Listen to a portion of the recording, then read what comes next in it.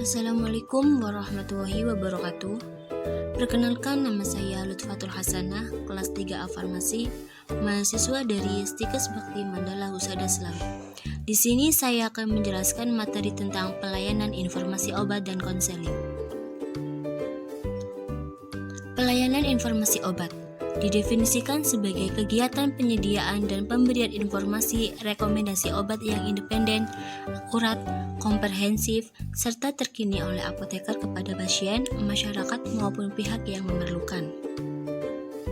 Sedangkan menurut Kemenkes nomor 1997 tahun 2004 bab 4 mendefinisikan pelayanan informasi obat atau PIO merupakan kegiatan pelayanan yang dilakukan oleh apoteker untuk memberi informasi secara akurat, tidak biasa dan terkini kepada dokter, apoteker, perawat, profesi kesehatan lainnya, dan pasien.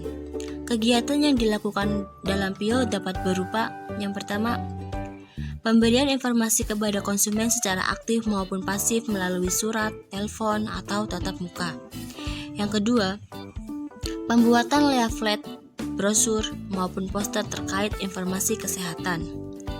Yang ketiga, memberikan informasi pada panitia farmasi terapi dalam penyusunan formularium rumah sakit. Yang keempat, ada penyuluhan. Dan yang kelima, penelitian. Selanjutnya, ruang lingkup pelayanan informasi obat. Jenis ruang lingkup pelayanan informasi rumah sakit antara lain: yang pertama, pelayanan informasi obat untuk menjawab pertanyaan, di mana penyedia informasi obat berdasarkan permintaan biasanya merupakan salah satu pelayanan yang pertama dipertimbangkan.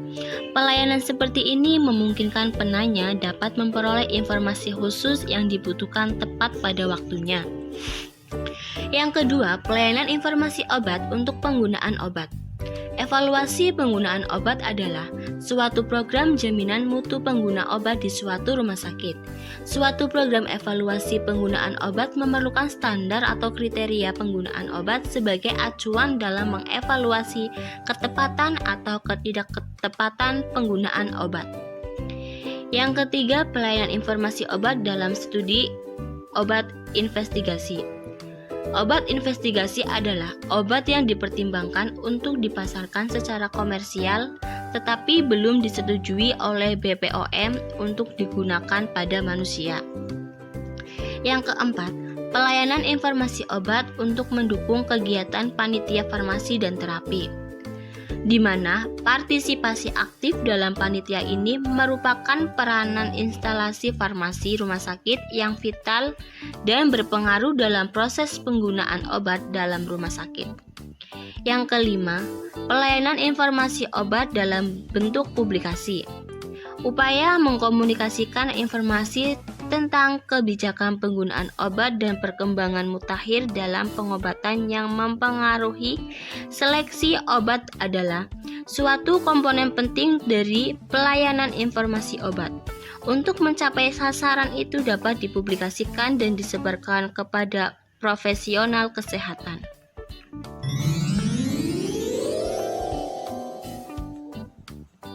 Selanjutnya, tujuan pelayanan informasi obat. Tujuan pelayanan informasi obat ada 3. Yang pertama, mendorong penggunaan obat secara efektif, aman, dan rasional. Penggunaan obat secara efektif yaitu tercapainya tujuan terapi secara optimal, termasuk juga efektivitas biaya yang ditandai dengan keluaran positif lebih besar daripada keluaran negatif. Penggunaan obat secara aman berarti efek obat yang merugikan dapat diminimalkan dan tidak membahayakan pasien. Dan penggunaan obat secara rasional yaitu pengobatan dapat dipertanggungjawabkan secara ilmiah dengan adanya pelaksanaan PIO. Diharapkan obat yang diberikan dapat memenuhi kriteria seperti tepat dosis, rute pemberian yang tepat, dan tepat cara penggunaan. Yang kedua, menyediakan dan memberikan informasi obat kepada pasien, tenaga kesehatan, dan pihak lain.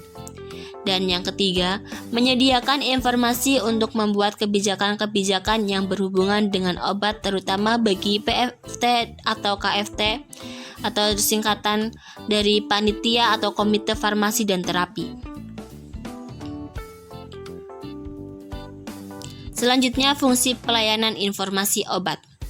Fungsi pelayanan informasi obat antara lain: yang pertama, menyediakan informasi mengenai obat kepada pasien dan tenaga kesehatan lingkungan rumah sakit. Yang kedua, menyediakan informasi untuk membuat kebijakan-kebijakan yang berhubungan dengan obat, terutama bagi komite farmasi dan terapi. Yang ketiga, meningkatkan profesionalisme apoteker. Yang keempat, menunjang terapi obat yang rasional. Dan yang kelima, meningkatkan keberhasilan pengobatan. Selanjutnya, langkah-langkah pelayanan informasi obat. Langkah-langkah sistematis pemberian informasi obat oleh petugas PIO meliputi: yang pertama ada penerimaan permintaan informasi obat, di mana mencatat data permintaan informasi dan mengkategorikan permasalahan, seperti aspek farmaseutik yang berisi tentang identifikasi obat, perhitungan farmasi, stabilitas dan toksisitas obat. Kemudian ketersediaan obat, harga obat, efek samping obat, dosis obat, interaksi obat, farmakokinetik, dan aspek farmakoterapi. Yang kedua ada mengumpulkan latar belakang masalah yang ditanyakan, seperti menanyakan lebih dalam tentang karakteristik pasien dan menanyakan apakah sudah diusahakan mencari informasi sebelumnya. Yang ketiga ada penelusuran sumber data, seperti rujukan umum, rujukan sekunder, dan bila perlu rujukan primer. Yang keempat ada formulasikan jawaban sesuai dengan permintaan, seperti jawaban jelas, lengkap dan benar. Jawaban dapat dicari kembali pada rujukan asal dan tidak boleh memasukkan pendapat pribadi. Dan yang kelima adalah pemantauan dan tindak lanjut. Selanjutnya, sumber informasi obat. Sumber informasi obat dibagi menjadi dua, yaitu sumber daya dan pustaka. Yang pertama, sumber daya. Sumber daya meliputi tenaga kesehatan seperti dokter, apoteker, dan tenaga kesehatan lain. Yang kedua ada pustaka, seperti majalah, buku teks, dan farmakope. Yang ketiga sarana, seperti fasilitas ruangan, peralatan, komputer, dan perpustakaan. Yang keempat ada prasarana, seperti industri farmasi, badan POM, pusat informasi obat, pendidikan tinggi farmasi, dan organisasi profesi. Yang kelima, sumber informasi lainnya. Selain sumber informasi yang sudah disebutkan di atas, masih terdapat beberapa sumber informasi obat lainnya, di antaranya informasi obat dari media massa, leaflet, brosur, etiket, dan informasi yang berasal dari seorang medical representative. Kemudian, pustaka sebagai sumber informasi obat. Sumber informasi obat adalah buku Farmakope Indonesia, Informasi Spesialit Obat Indonesia atau ISO, Informasi Obat Nasional Indonesia, dan Farmakologi Terapi, serta buku-buku lainnya. Informasi obat juga dapat diperoleh dari setiap kemasalahan atau brosur yang berisi: yang pertama ada nama dagang, komposisi, bobot isi, dosis pemakaian, cara pemakaian, khasiat kegunaan, kontraindikasi, tanggal kadaluarsa, nomor izin edar, nomor kode produksi, dan nama alamat industri. Selanjutnya, sasaran pelayanan informasi obat. Yang dimaksud dengan sasaran informasi obat adalah orang, lembaga, kelompok orang, kepanitiaan, dan penerima informasi obat. Seperti dokter dalam proses penggunaan obat pada tahap pemilihan obat serta regimennya untuk seorang pasien tertentu. Dokter memerlukan informasi dari apoteker agar ia dapat membuat keputusan yang rasional. Yang kedua ada perawat. Perawat adalah profesional kesehatan yang paling banyak berhubungan dengan pasien. Karena itu, perawatlah yang mengamati reaksi obat merugikan atau mendengar keluhan mereka. Yang ketiga ada pasien dan keluarga pasien. Informasi yang dibutuhkan pasien dan keluarga pasien pada umumnya adalah informasi praktis dan kurang ilmiah dibandingkan dengan informasi yang dibutuhkan profesional kesehatan. Yang keempat ada apoteker. Apoteker yang langsung berinteraksi dengan profesional kesehatan dan pasien.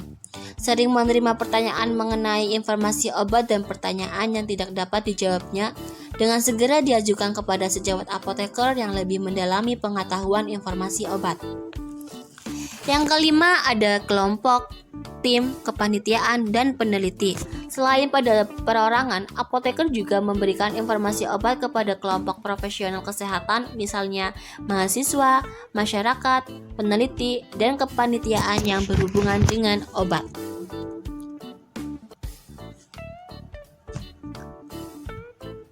Selanjutnya, metode pelayanan informasi obat. Metode pelayanan informasi obat menurut Direktorat Jenderal Pelayanan Kefarmasian dan Alat Kesehatan Departemen Kesehatan RI tahun 2006, yaitu yang pertama, pelayanan informasi obat dilayani oleh apoteker selama 24 jam atau on call disesuaikan dengan kondisi rumah sakit. Yang kedua, pelayanan informasi obat dilayani oleh apoteker pada jam kerja, sedang di luar jam kerja dilayani oleh apoteker instalasi farmasi yang sedang tugas jaga. Yang ketiga, pelayanan informasi obat dilayani oleh apoteker pada jam kerja dan tidak ada pelayanan informasi obat di luar jam kerja. Yang keempat, tidak ada petugas khusus pelayanan informasi obat, dilayani oleh semua apoteker instalasi farmasi baik pada jam kerja maupun di luar jam kerja. Yang kelima, tidak ada apoteker khusus pelayanan informasi obat dilayani oleh semua apoteker instalasi farmasi di jam kerja dan tidak ada pelayanan informasi obat di luar jam kerja. Selanjutnya, kategori pelayanan informasi obat. Yang pertama, menjawab pertanyaan spesifik yang diajukan melalui telepon, surat, atau tatap muka. Yang kedua, menyiapkan materi brosur atau leaflet informasi obat atau pelayanan cetak ulang. Yang ketiga, konsultasi tentang cara penjagaan terhadap reaksi ketidakcocokan obat, konsep-konsep obat yang sedang dalam penelitian atau peninjauan penggunaan obat-obatan.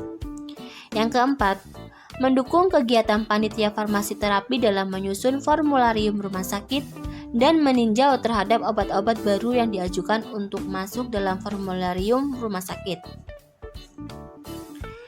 Selanjutnya, evaluasi kegiatan.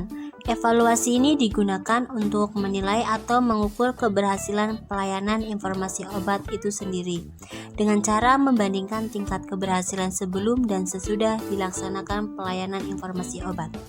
Untuk mengukur tingkat keberhasilan penerapan pelayanan informasi obat, indikator yang dapat digunakan antara lain: yang pertama, meningkatkan jumlah pertanyaan yang diajukan.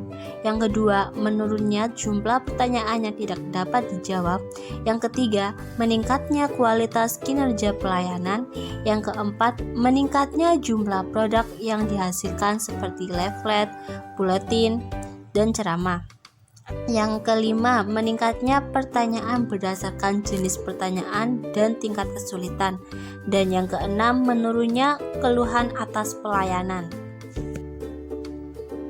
Selanjutnya, konseling. Konseling berasal dari kata konsel yang artinya saran, melakukan diskusi dan pertukaran pendapat. Keyakinan akan kemampuannya dalam pemecahan masalah. Konseling adalah suatu kegiatan tertentu dan berdiskusi antara orang yang membutuhkan atau klien dan orang yang memberikan atau konselor. Dukungan dan dorongan sedemikian rupa sehingga klien memperoleh keyakinan akan kemampuannya dalam pemecahan masalah, menurut Depkes RI 2006. Menurut Kemenkes RI nomor 1027 tahun 2004 tentang standar pelayanan kefarmasian di apotik, konseling adalah suatu proses komunikasi dua arah yang sistematik antara apoteker dan pasien untuk mengidentifikasi dan memecahkan masalah yang berkaitan dengan obat dan pengobatan. Selanjutnya, prinsip dasar konseling. Prinsip dasar konseling adalah terjadinya kemitraan atau korelasi antara pasien dengan apoteker sehingga terjadi perubahan perilaku pasien secara sukarela. Pendekatan apoteker dalam pelayanan konseling mengalami perubahan model pendekatan dari pendekatan medical model menjadi pendekatan helping model. Selanjutnya, hal-hal yang perlu diperhatikan dalam konseling. Hal-hal yang perlu diperhatikan dalam melakukan konseling antara lain: yang pertama, manajemen ruang konseling. seperti usaha penataan dan pengelolaan ruang agar setiap orang berada dalam suasana kondusif, melakukan tugas secara efektif, efisien, dan produktif. Yang kedua, efektivitas konseling, seperti durasi konseling, tingkat keparahan penyakit pasien, dan motivasi apoteker dan pasien selama berlangsung. Yang ketiga, kompetensi apoteker, meliputi pengetahuan profesi dan kemampuan berkomunikasi. Dan yang keempat, keterbatasan yang dimiliki pasien. Selanjutnya, kendala konseling. Berbagai kendala dalam memberikan konseling dapat terjadi pada proses pengobatan dan pemberian konseling. Yang pertama, kendala yang berasal dari pasien, seperti perasaan marah, malu, sedih, takut, dan ragu-ragu. Yang kedua, kendala yang berasal dari latar belakang pendidikan, budaya, dan bahasa. Dapat diatasi dengan istilah sederhana dan dapat dipahami berhati-hati dalam menyampaikan hal yang sensitif. Yang ketiga, kendala yang berasal dari fisik dan mental. Dapat diatasi dengan upaya menggunakan alat bantu yang sesuai atau melibatkan orang yang merawatnya. Dan yang keempat, kendala yang berasal dari tenaga farmasi. Dapat diatasi dengan memberikan pasien untuk menyampaikan masalahnya.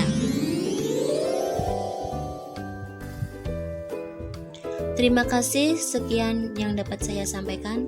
Semoga dapat bermanfaat bagi kalian semua yang mendengarkan. Apabila ada kesalahan, mohon maaf. Wassalamualaikum warahmatullahi wabarakatuh.